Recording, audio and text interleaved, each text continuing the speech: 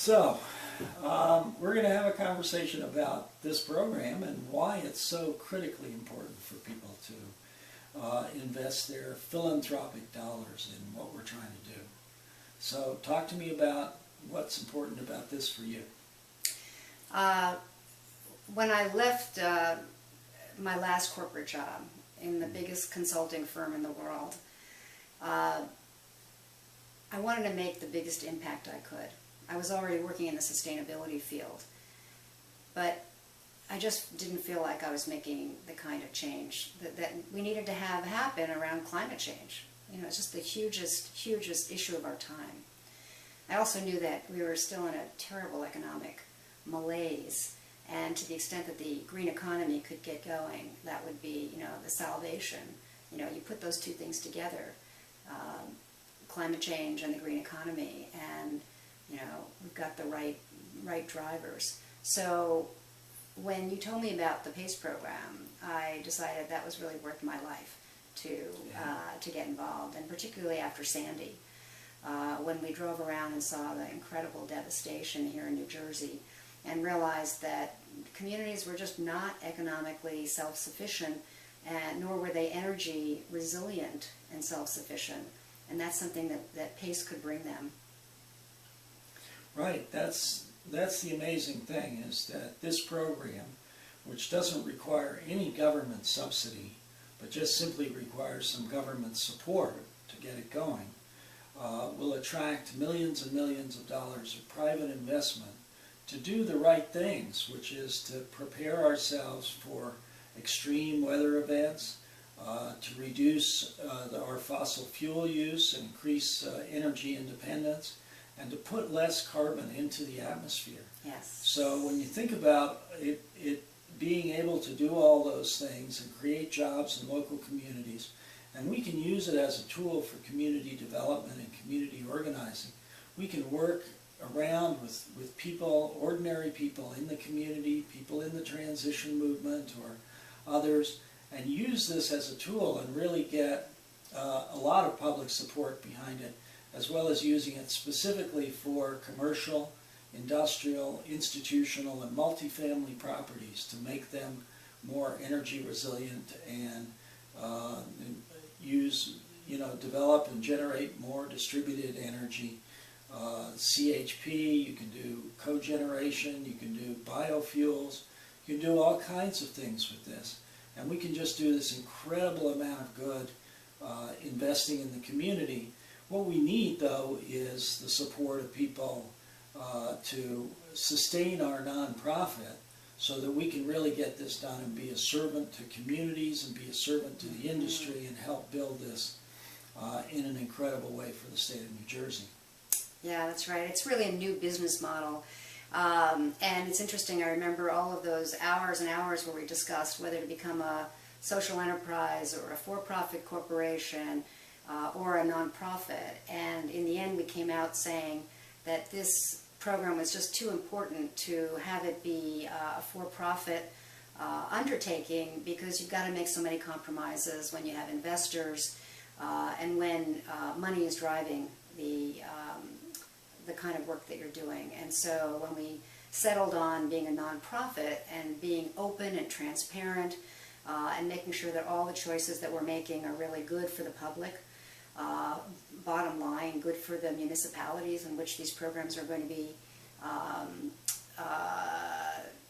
launched, and good for the business owners. But the business owners, hey, they're investing their own money in this, and private investors are investing their money. They're taken care of. They're going to make money right from the start, saving money on energy, in reducing their energy needs, and then replacing their fossil fuel-based energy with renewables. They're going to save money right away. I'm not too worried about the businesses.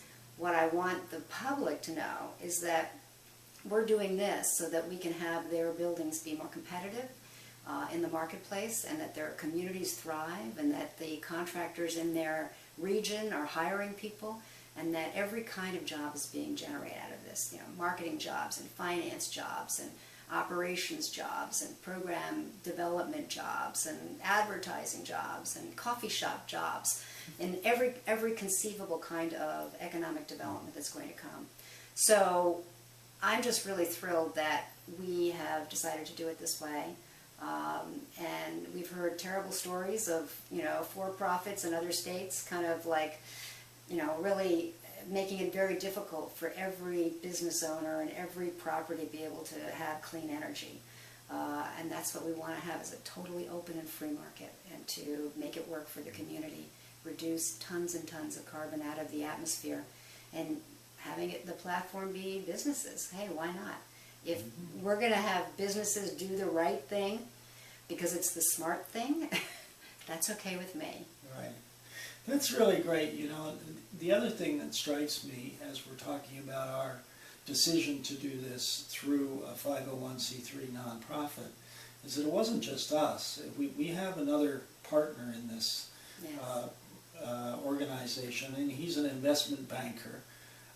And incredibly, even an investment banker, someone who spent the last 30 years investing in projects and, across the country, and really, working with the financial community, also believes that the right way to do this is not to have this program be about our making a whole ton of money off it, but is really about our providing a platform, a marketplace, an environment in which companies and lenders and investors and contractors and property owners can really move forward and get something done in this whole area. They can change their energy systems, they can conserve energy, and in the process they'll make money. As you said, we're really paying people to do the right thing, to take advantage of the opportunities that are there now with the efficient equipment, with the prices of solar panels coming down.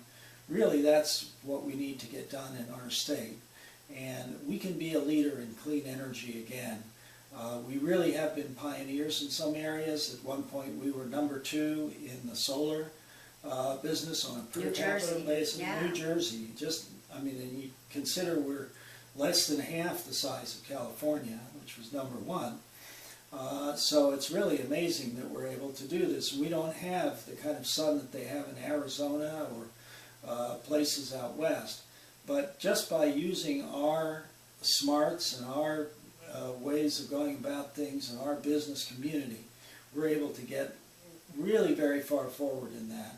And we need to recapture that lead and really show the world how we can transition to a cleaner, not only just a cleaner energy system, but a cleaner economy overall, and a cleaner future that will be viable and sustainable for our kids.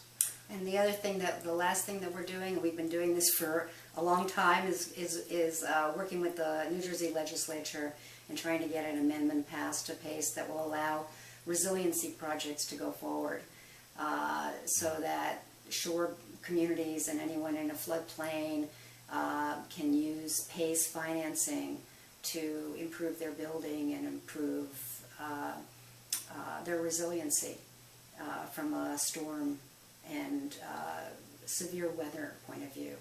So we're still working on that, and we hope to pull that through soon. Great. So people should be very generous in giving us money for program development, for operating costs until we get our first couple of projects in the door, when after that we should be self-sufficient. We can do well by doing good, and we're really looking for this to make tons of money for everyone in the state, and just have economic development be, the story in the country, in New Jersey, through the green economy. Great. Thank you. Thank you. Donate generously.